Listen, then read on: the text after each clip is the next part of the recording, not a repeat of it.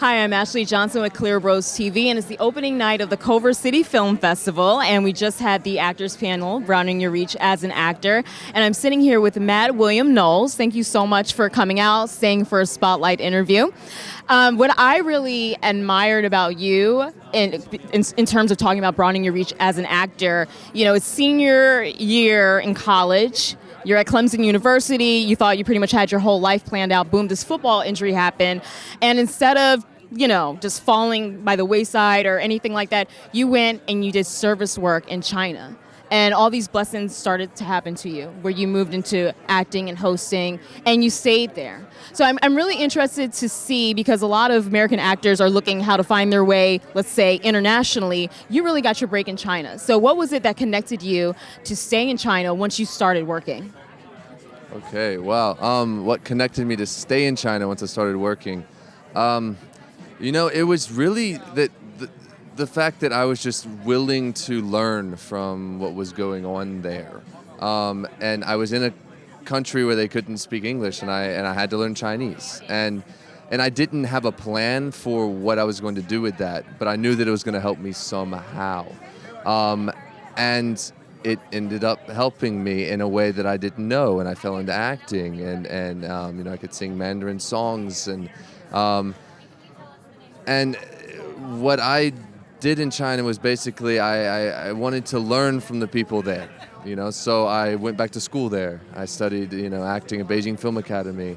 I was always willing to learn and to, even when I didn't know exactly why I was learning things, how exactly it was going to help me, I knew that it was going to help me in the future. And so I think it has something to do with being open to forging a new path, even when you don't exactly know where that path is taking you. I feel like that I saw these doors in my life, and the doors that I wanted to go through were closed, they were locked, and the other ones were open, and I just went through the open doors, and it just keeping on going through open doors led me to where I am. Yeah. Does that make sense? No, it makes perfect sense, because a lot of times we think we have things just laid out, or something gets thrown in our way in terms of obstacles, and then something unexpected happens and it leads you to greater opportunities. So you seize those, and you've been very successful with that. What would you say would be, I guess, outside of obviously having to learn the language, but your biggest challenge as becoming an actor in the Chinese market? Well, the biggest challenge at the Chinese market was learning Chinese. Absolutely. It's a very tough language. But I literally, it's because I went to the middle of nowhere, and there was nothing else to do other than learn Chinese. So, right, there was no film industry there. There was nothing to do. And I wanted to eat, and I wanted to make friends. So I just put in so much time to learn the language, because I wanted to fit in, and I wanted to be able to communicate and make friends, and what that did for me is to just it opened doors in the future. So it was, you'd think if you wanted to go to be an actor in China that you'd go to Beijing, which is like the Hollywood, and you would just try to get a role. But that's not what I would recommend people do. What I know is you go to backwoods China, you learn the language for 4 years. And then you take that and the relationships you build from that. And then once you move into something, you have momentum, It's like training. It's like going to school. It's going to drama school or just reading so much and consuming content and accumulating knowledge. Then once you go to do the thing that you want to do, you're well equipped to do it. And you can succeed, and you will pass people, like the old tortoise and the hare thing, So. Well, let's talk a little bit about your film that you have coming out, where it actually was the highest domestic film for China. What was that opportunity like, that experience? It was a dream experience. Really, it's the most fascinating project I've ever been a part of. Ashura is a $118 million epic fantasy film. It's I play the role that's equivalent to Hercules.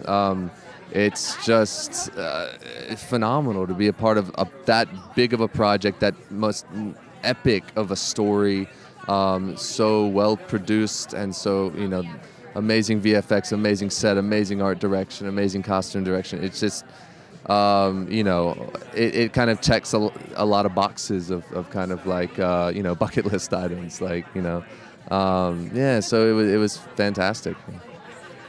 Well, I think that I'm definitely looking forward to hearing more about that film. Hopefully we get to see it over here, or maybe I get to go to China and see it. I don't know, whatever happens first, I'm good with whatever.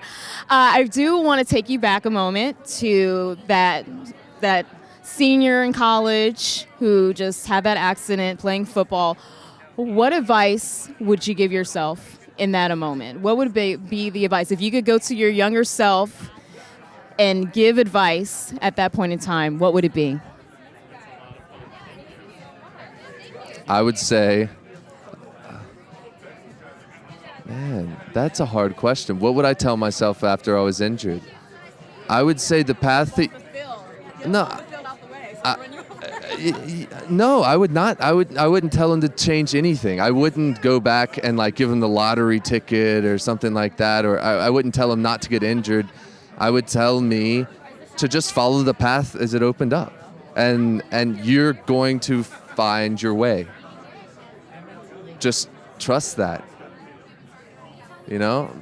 because I feel like if I changed his path, I'd screw myself up. It's been a great journey, and although it's kind of been like, no one from South Carolina, if you tell them you want to be an actor, are you ever going to tell them, okay, first move to the poorest area in China, But that's how it worked for me, and I don't think I could ever convince myself to do that, I think I just have to tell myself, just, yeah, what life has for you is the best plan. Thank you so much for being here, and of course, we wish you the best of luck, of course, Matt.